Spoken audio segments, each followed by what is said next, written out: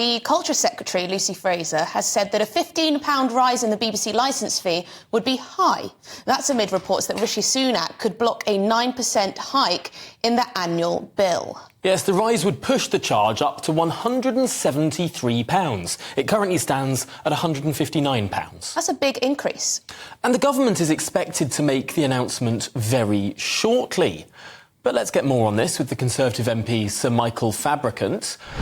Sir Michael, people in the BBC say they're strapped for cash, that this organisation needs this income simply to stay level. Where should the government set it? Well, first of all, I think we're all strapped for cash, and it's not just the BBC.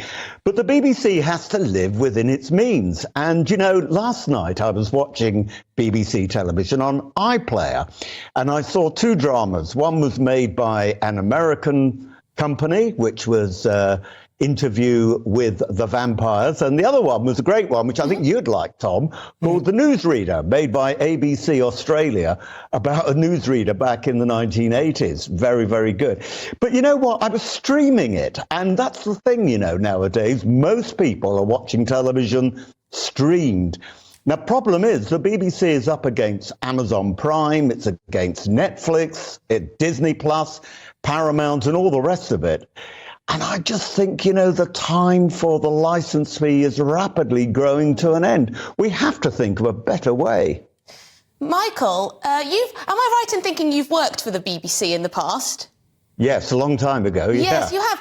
Would it be fair to say that perhaps the BBC doesn't always spend the money it receives from the licence fee as efficiently as it could? I imagine, for example, for a programme like this, they may have a huge number of production staff, a huge number of research and things, and actually they could make cuts quite easily. Well, I think the BBC, in fairness to the BBC, they've made a lot of cuts already. But you're right. I mean, there's a huge infrastructure. What the BBC is trying to do at the moment is try and centralise some of its activities. So, for example, some of the research done by BBC Newsnight, which hardly gets any viewers nowadays, will now go into a central pool. So it can be used on the BBC websites, BBC local radio, BBC television nationally, BBC radio nationally. Maybe the time for the BBC to concentrate on maybe just 4 television channels and commercialise Radio 1 and Radio 2 is coming along. And I think it's time for the BBC to rethink that maybe the licence fee and the small amount of money it makes from selling television programmes abroad, you know, is coming to an end. They need to make alternative funds from other sources.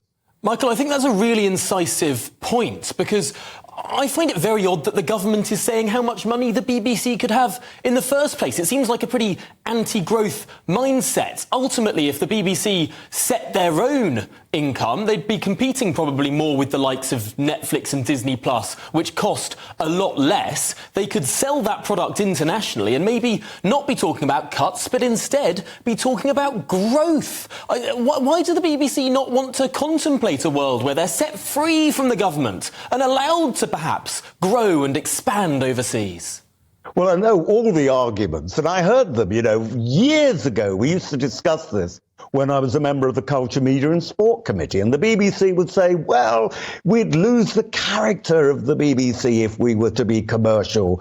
But you know what? You look at BBC One now, and maybe BBC Two, and certainly BBC Three television. They are trying to go for a maximum audience. They are trying to be commercial. Yes, there are some brilliant television shows on BBC Four and some on BBC Two, which you wouldn't get on a commercial network. But you know what? They have arts television in the US, and people are prepared to pay for it. And I just think, you know, the time, as I said, of a forced licence fee on the BBC is well and truly over. And when it comes to worthwhile services like the BBC World Service, yes, that should be continued to be funded directly by the government. It's in effect our propaganda arm. Michael, there are so many. Would never admit that. Michael, there are so many Conservative MPs who would agree with you. It's why the government has not enacted these changes if there's so much support for doing so.